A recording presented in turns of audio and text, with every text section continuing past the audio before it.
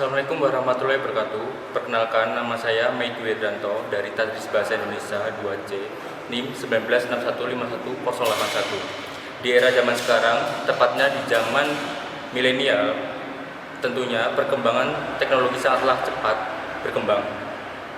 Berbarengan dengan perkembangan teknologi industri 4.0, mahasiswa harusnya lebih kreatif dan inovatif.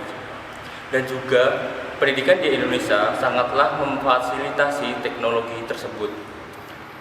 Dan di sini saya akan menjelaskan apa itu daring, pembelajaran daring, kemudian manfaatnya itu apa, dan juga kelebihan dan kelemahannya, serta solusi dari permasalahan itu sendiri.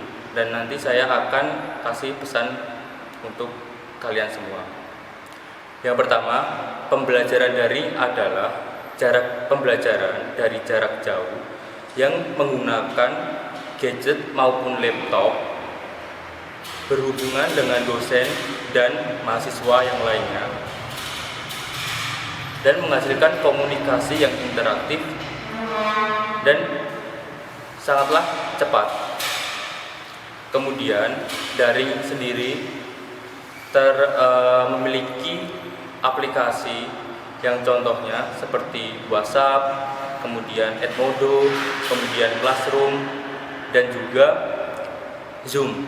Dari aplikasi tersebut memiliki beberapa kelebihan dan kelemahan. Contohnya seperti Zoom. Zoom sendiri bagi mahasiswa sangatlah berat karena di daerah pedesaan sangatlah minim sekali sinyal maupun jaringan, dan juga ruang untuk digunakannya juga banyak. Kemudian manfaat daring bagi mahasiswa adalah yang pertama, mengajarkan nilai tanggung jawab. Nah, di sini mengajarkan nilai tanggung jawab. Ketika kita di kampus ada deadline dan itu juga dikumpulkan. Nah, mahasiswa satu sama lain mengingatkan. Beda lagi kalau kita di rumah. Kita di rumah mengajarkan tanggung jawab untuk mengajarkannya secara individu. Mengerjakannya sendiri individu. Nah, di sini menghargai waktu. Kemudian yang kedua, lebih hemat.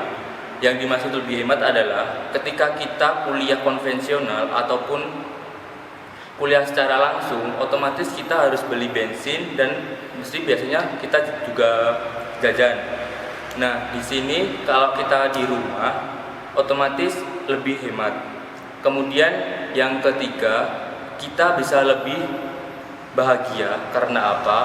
Karena ketika kita kuliah di rumah, otomatis terdapat keluarga yang tersayang menyemangati kita. Nah, ada juga kelebihan dari daring itu sendiri. Yang pertama, waktu lebih fleksibel. Karena apa? Ketika kita sedang melakukan pembelajaran via online, menjadi fleksibel karena bisa kita sambil untuk menonton TV, mengerjakan yang lain, ataupun bisa juga memasak untuk yang perempuan. Nah, yang kedua adalah lebih hemat. Yang saya ceritakan yang tadi, ketika kita kuliah konvensional lebih memerlukan biaya untuk pergi ke kampus, yaitu seperti uang bensin ataupun uang makan. Nah, yang ketiga adalah sadar atau tidak sadar, tugas cepat selesai.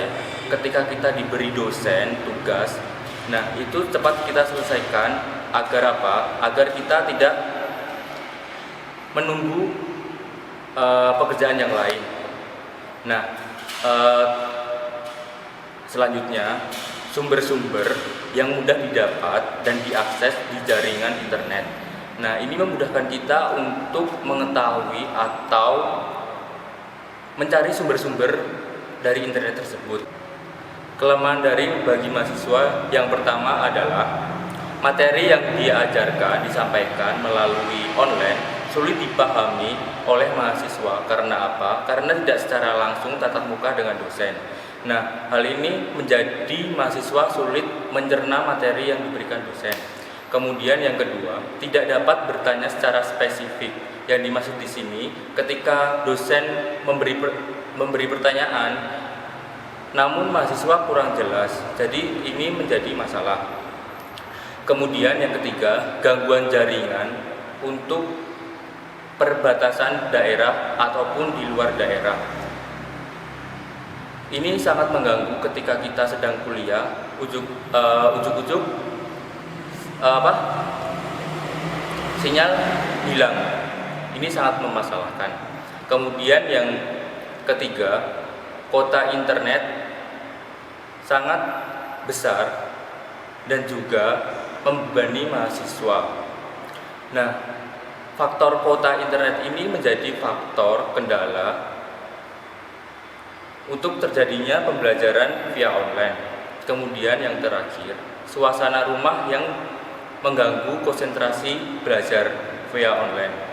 Nah, ketika kita sedang melakukan materi ataupun kuliah online, di sekitar kita ramai, ada yang berantem, ada yang ngobrol dan sini itu, dan kita terganggu konsentrasinya. Yang selanjutnya adalah solusi dari permasalahannya. Nah, solusi yang pertama adalah biaya atau kuota internet untuk mahasiswa. Di berbagai universitas di Indonesia sudah mencantumkan biaya subsidi yang berupa kuota internet. Nah, semoga di sini kita dapat mendapatkan kuota internet tersebut. Kemudian yang kedua, terutama bagi dosen, tentunya